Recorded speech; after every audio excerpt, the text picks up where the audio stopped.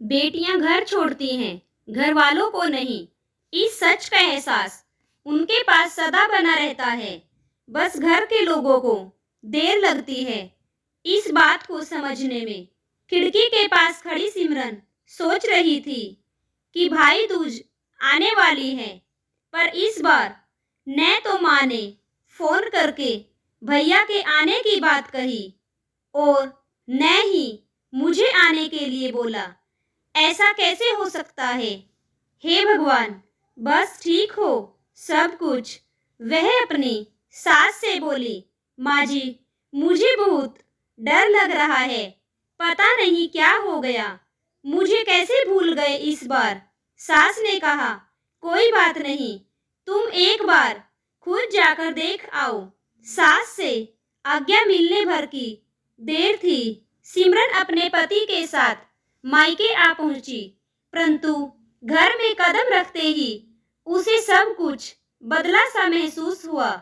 पहले उसे देखते ही माँ पिताजी के चेहरे खुशी से खिल उठते थे, परंतु इस बार उनके चेहरे पर परेशानी साफ दिखाई दे रही थी। पहले भाभी उसे देखते ही दौड़ी चली आती और प्यार से गले लगा लेती थी, पर इस बार दूर से ही एक हल्की सी मुस्कान दे डाली। भैया भी ज्यादा खुश नहीं दिखे। सिमरन ने वहां जैसे तैसे एक रात बिताई। अगले दिन जैसे ही उसके पति उसे मायके छोड़कर वापस गए, उसने अपनी माँ से बात की। माँ ने बताया, इस बार कोरोना के चलते भैया का काम बिल्कुल बंद हो गया, ऊपर से और समस्याएं।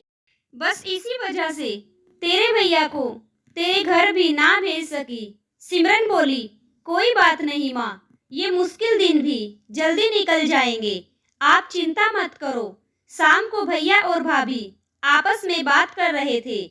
सिमरन ने सुन ली। भैया बोल रहे थे कि पहले ही घर चलाना इतना मुश्किल हो रहा था, ऊपर से बेटे की कॉलेज की फीस, परसों भाई दूज है, सिमरन को भी कुछ देना पड़ेगा।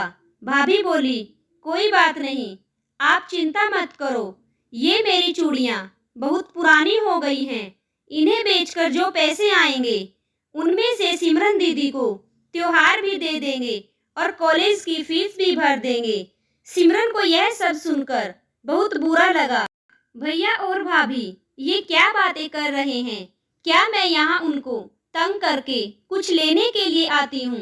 वह अपने कमरे में गई, तभी उसे याद आया कि शादी से पहले जब वह नौकरी करती थी तो उसने बड़े शौक से अपनी पहली तनख्वाह लाकर पापा को दी थी। तब पापा ने कहा था, ये पैसे अपने पास ही रख ले बेटा, मुश्किल वक्त में काम आएंगे। इसके बाद से वह हर महीने अपनी सारी तनख्वाह बैंक में जमा करवाती रही। शादी के बाद जब वह मायके आई तो माँ ने उसे पैसे निकलवाने के लिए कहा, पर सिमरन हर बार कह देती कि अभी मुझे जरूरत नहीं है।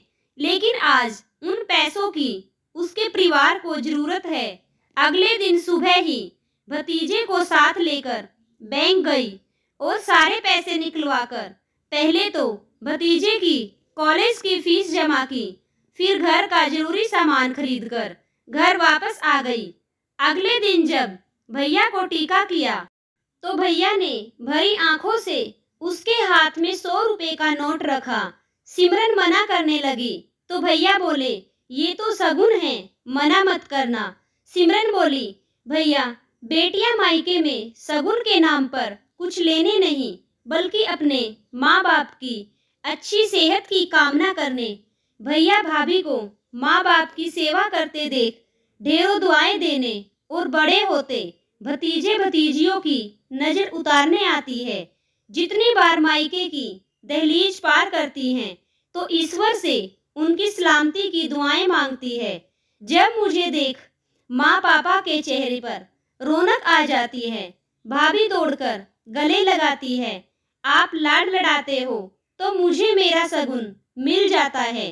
अगले दिन उसने ससुराल जाने के लिए जैसे ही दहलीज के पार कदम रखा तो भैया का फोन बज उठा। उनको अपने व्यापार के लिए बहुत बड़ा ऑर्डर मिला था। वे सोचने लगे, सचमुच बहन बेटियां मायके कुछ लेने नहीं बल्कि वह तो अपनी दुआएं देने आती हैं। जब वे दहलीज पार कर अंदर आती हैं तो बरकत भी अपने आप ही अंदर चली आती है। हर बहन बेटी के दिल की तमन्ना होती है कि उसका मायका हमेशा खुशहाल रहे और तरक्की करे।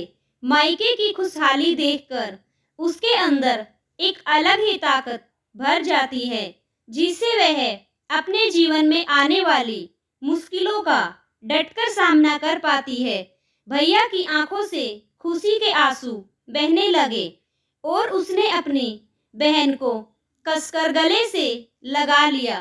तो दोस्तों, जिस घर में बहन बेटियों का आदर सत्कार किया जाता है, उस घर में कभी किसी चीज की कमी नहीं रहती। वह घर धन धान्य से भरा रहता है। और जिस घर में हमेशा बहन बेटियों का अपमान किया जाता है, उस घर में कभी बरकत नहीं आती।